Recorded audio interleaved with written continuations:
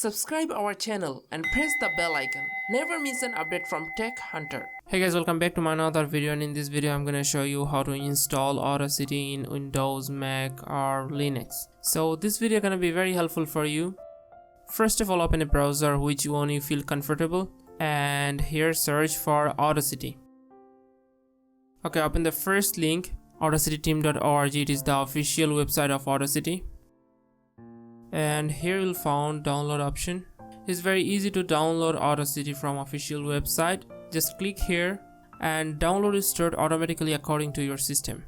But if download does not start, then click here to repeat the download. You can also choose your device from here. Okay, once you have downloaded, then here click on open. Then here click on OK. After that, choose a location where you want to install it. Then click on next. Here mark it create a desktop shortcut. Then again next.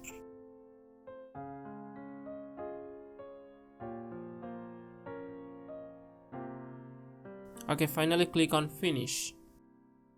The updated version of the loop option is new, and some new effect also added in this update version, so I will make a video about it later.